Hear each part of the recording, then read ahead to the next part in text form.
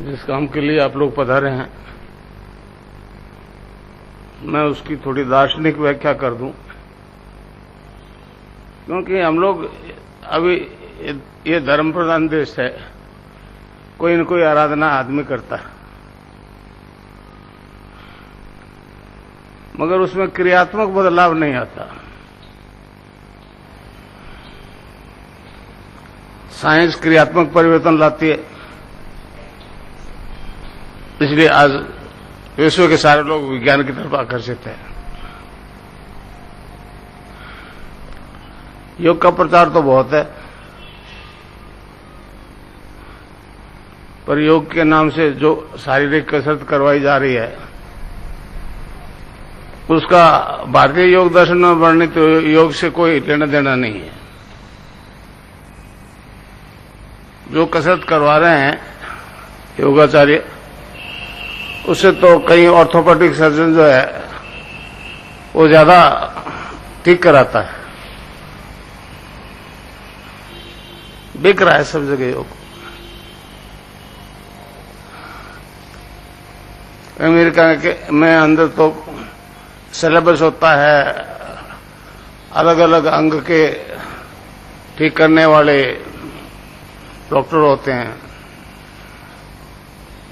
मगर भारत में योग जो है गुरु शिष्य परंपरा में चलता है। यहां कोई सिलेबस नहीं होता। विज्ञान सबसे परेशान है कि रोग खत्म हो रहे हैं। वो मानते हैं कि कोई चीज बाहर से कोई मैटर नहीं देंगे तो इफेक्ट कैसे होगा। अमेरिका वाले कहते हैं साइंस इज गॉड। 3 दफे गया मैं अमेरिका, 1 दफे इजराइल गया। मैंने उन्होंने कहा कि गॉड इज साइंस बोलो। भगवान ने मनुष्य को पैदा किया, साइंस तो बाद में सीखी, पर आज तक ऐसी कोई परिवर्तन आया नहीं, इसलिए उनकी बात चल रही है। मैं जिस योग की बात करता हूं वो उसे सिद्ध योग कहते हैं। सिद्ध योग, उसमें सारे योग सम्मिलित है।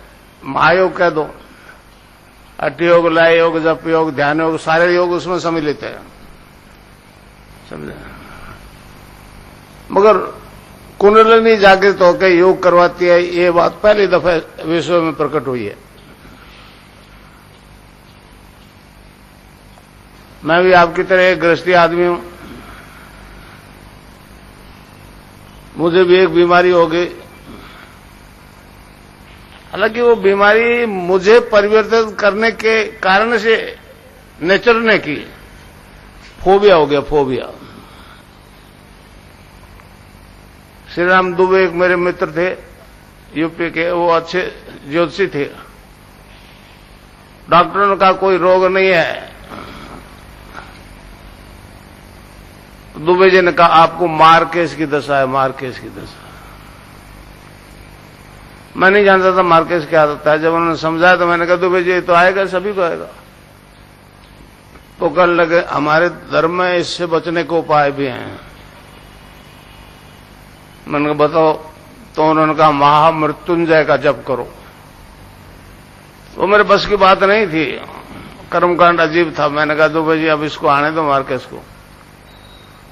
तो उन्होंने कहा जी गायत्री से भी इसका इलाज हो सकता है। तब मैंने कहा वो मैं कर लूंगा। तो 1968 की सर्दियों में नवरात्रि से मैंने शुरू किया और हर मंत्र के पीछे आहुति दी।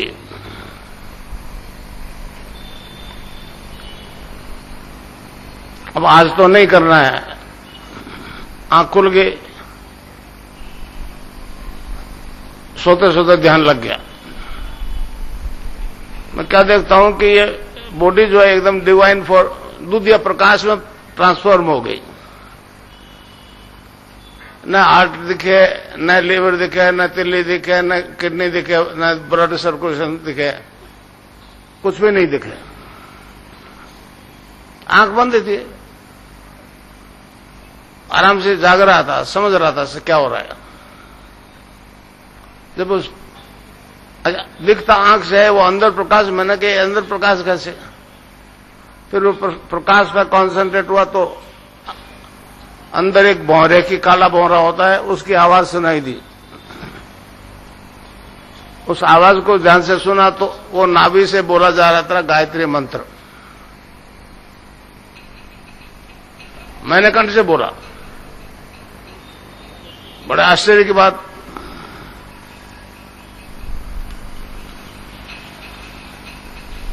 लोग आए, बहुत लोग आए वहां बीकानेर के पुष्करना ब्राह्मण लोग। क्या हुआ? मैंने कहा ये हुआ। तो कहते हैं ये तो कीला हुआ है शिव का मंत्र, ये आपको सिद्धि होगी, फिनिशिंग पॉइंट पे पहुंच गए, इसका तांत्रिक प्रयोग करो, लाखों रुपए लोग देंगे। पहले तो मेरी समझ में नहीं आई क्यों देंगे पैसे। फिर जो परिवर्तन आ गया मुझ में, किसी के साथ नहीं खा सकता, झूठ नहीं बोल सकता। पहले साथियों के साथ बैठा रहने से सिगरेट की आदत पड़ गई, वो भी छूट गई। उसका बंद करने के बाद मैं पहले दिन गया और सिगरेट मांगी, ली और पी नहीं सकी, तोड़ के फेंक दिया। फिर ऑफिस में गया, छुट्टी करने लगा, आप घर चले जाओ। तो इस प्रकार एक अजीब परिवर्तन आ गया।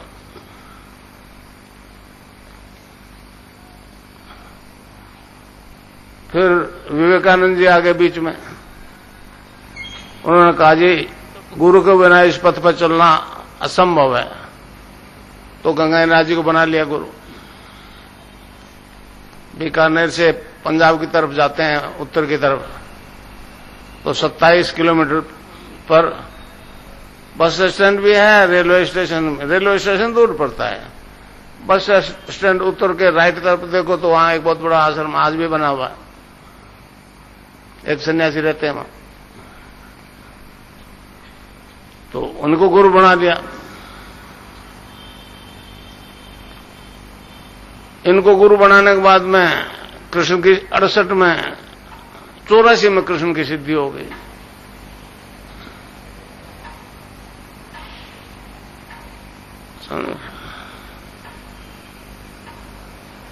तो राधा और कृष्ण के मंत्र की दीक्षा देने लग गया।